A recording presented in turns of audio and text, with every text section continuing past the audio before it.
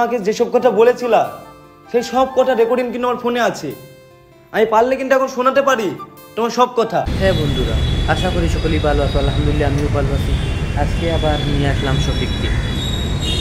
আজকে এখানে শফিকের সব মূল ঘটনা শোনা যাবে। শফিকের ভিডিওগুলো ভাইরাল হচ্ছে পল্লিগ্রাম টিভি থেকে। এগুলা কি পল্লিগ্রাম টিভি থেকে এটা কি ছাল করা হয়েছে যেটা আজকের এই ভিডিওর মাধ্যমে বলব। আজকে সরাসরি শফিকের মুখ থেকে সব শুনতে পারবে।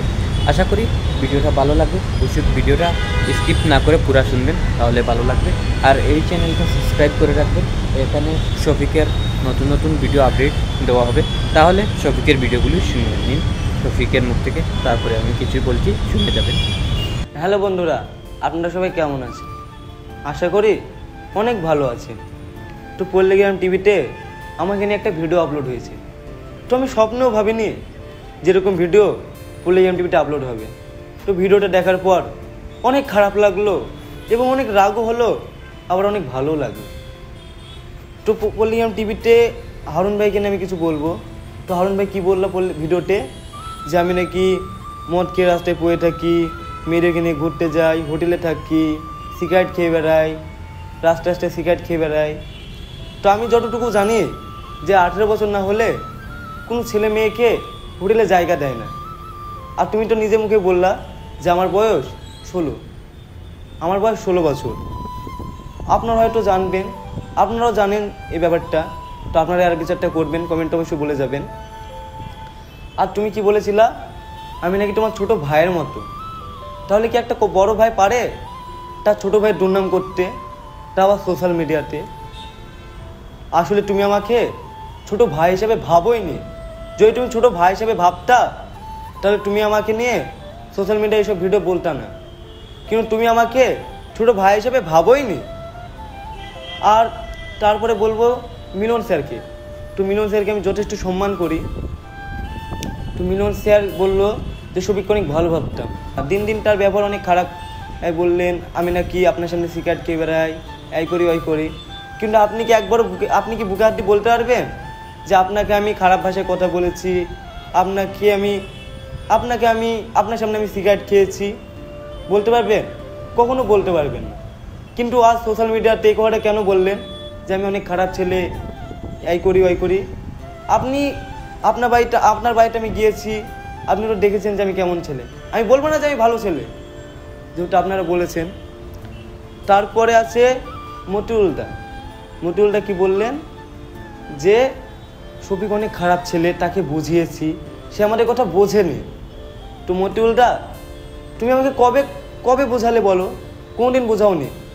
তুমি ভুলে যাচ্ছ একটা কথা। সাথে মনে আছে একদিন আমি, তুমি আর উসমানদা ছিলাম। আমি তো ফোনের স্ক্রিন আর তোমরা ব্যাটারি। কি বলেছিলাম? তোমরা ব্যাটারি, কেউ ওই বলেছিলাম। আমি ভিডিওটা দেখলাম।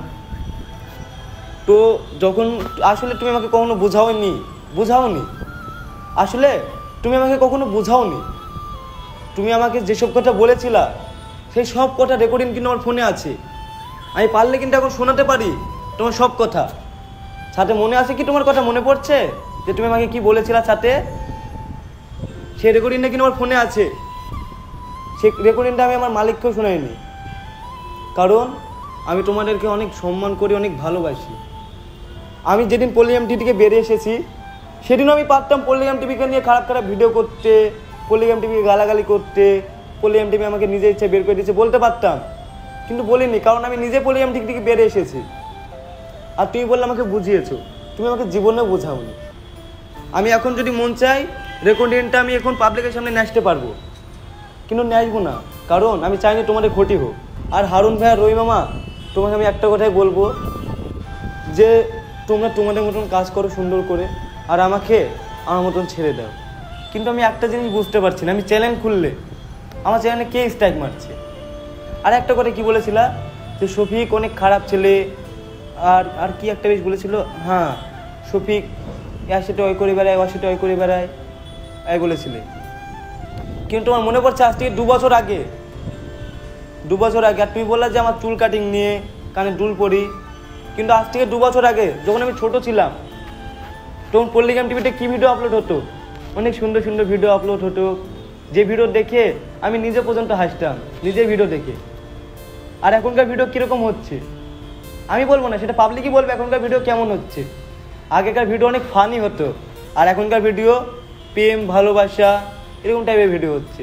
সেটা দর্শক কমেন্টে বলবে যে পল্লিগ্রাম টিভির ভিডিও এখন কেমন হচ্ছে আর আগে কেমন হতো। কিন্তু আমি আজ পর্যন্ত সোশ্যাল মিডিয়ায় জীবনেও বলিনি যে পল্লিগ্রাম টিভি আমার জন্য চলে, আমি বড় নায়ক হয়ে গেছি, জীবনেও বলিনি। কিন্তু আজ ভিডিওটা শুনতে হলো আমাকে হারুন ভাইয়ের মুখে, যে কিনা আমাকে ভাইয়ের মতন দেখে।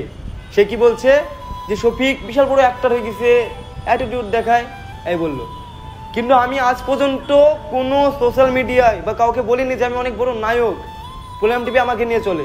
কেউ বলতে পারবে না যে আমি এই কথা বলেছি।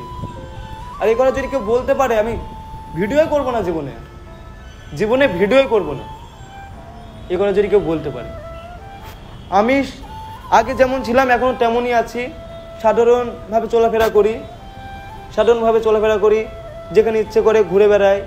কারণ যেহেতু আমি এখন পল্লিগ্রাম টিভিতে ভিডিও করিনি, আগে করতাম অনেক কারণ ছিল, সে কারণটা বলবো না আমি আপনাদের সামনে কি এর জন্য বেরিয়েছি। কারণ বললে আমি তো তাদের মতন হয়ে যাব না। কারণ আমি তাদেরকে ভালোবাসি, তাদের আমি চাইনি যে তাদের ক্ষতি হোক, আর তারাও চায় না যে আমার ক্ষতি হোক। তো আমি বলবো যে পল্লিগ্রাম টিভি অনেক দূর এগিয়ে যাক এবং অনেক ভালো থাকুক। তো আপনারা এই ভিডিওটা দেখে আপনাদের মনে যেরকম মনে হবে সেটা আমাকে কমেন্টে জানাবেন। আর আপনারা সবাই ভালো থাকবেন, সুস্থ থাকবেন। শফিকের মুখ থেকে শুনতে পেলেন, অবশ্য কেমন লাগলো কথাগুলো কমেন্টে করে জানাবেন।